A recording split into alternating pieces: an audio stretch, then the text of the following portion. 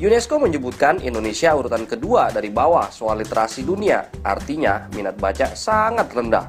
Sementara fakta lain menyebutkan 60 juta penduduk memiliki gadget. Indonesia urutan kelima terbanyak kepemilikan gadget. Wow! Meski minat baca rendah, tapi dalam hal kecerewetan di sosial media, Indonesia juaranya. Penduduk Indonesia berada di urutan kelima sebagai negara paling cerewet di dunia. Jakarta lah kota paling cerewet di dunia maya, karena setiap detik ada 15 tweet. Bisa dibayangkan dong bagaimana dengan mereka yang sudah ilmunya masih minim, malas baca buku, malas menelusuri benar tidaknya informasi, sudah pasti mereka akan asal like dan share informasi yang belum tentu benar. Provokasi dan memecah belah NKRI. Tong kosong nyaring bunyinya. Sama kayak virus yang bikin flu di tubuh kita, kabar palsu itu cepat menyebar kemana-mana. Bedanya kalau flu bisa diobatin dengan istirahat dan makan makanan yang sehat, hoax atau kabar palsu itu butuh obat yang lebih kuat.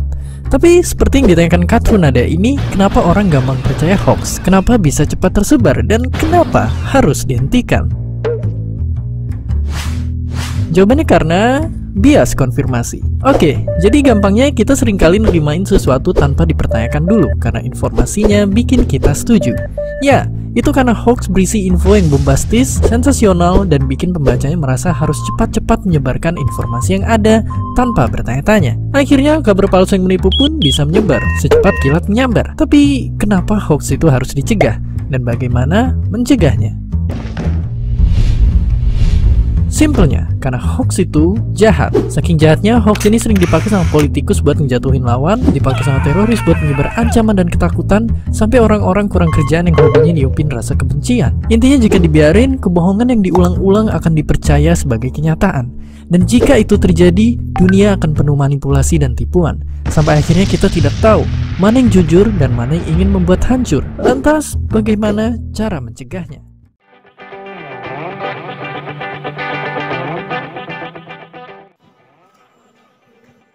Yang pertama, hati-hati dengan judul provokatif.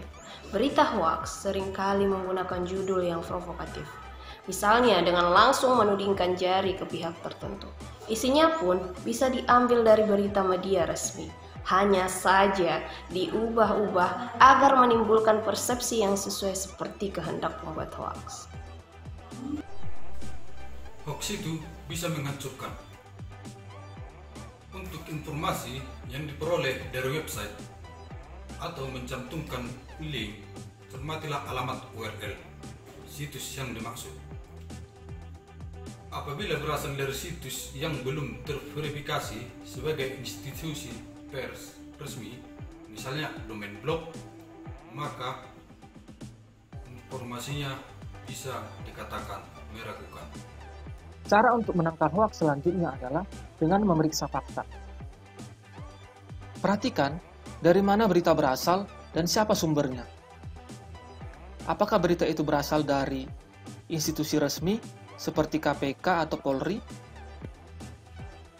Sebaiknya jangan cepat percaya apabila informasi berasal dari pegiat ormas, tokoh politik, atau pengamat. Cara yang keempat adalah cek keaslian foto. Di era teknologi digital saat ini, bukan hanya konten yang berupa teks yang bisa dimanipulasi, tetapi juga konten berupa foto ataupun video. Ada kalanya para pembuat berita palsu mengedit foto ataupun mengedit video untuk memprovokasi para pembacanya. Yang kelima itu saudara-saudara ikut serta dalam grup media sosial hoax.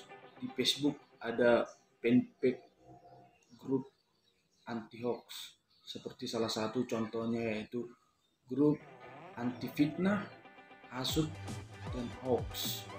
Di sana kita sebagai netizen dapat melakukan klarifikasi atas informasi berita yang kita dapatkan, dan kita dapat bertanya satu sama lain di sana.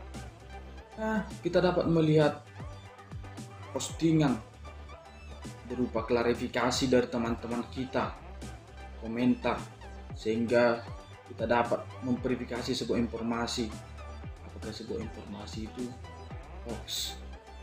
Jadi saudara-saudara, marilah kita bergabung dalam grup-grup anti hoax di media sosial, sehingga kita dapat mendapatkan informasi atau berita yang aktual, terkini, dan terverifikasi.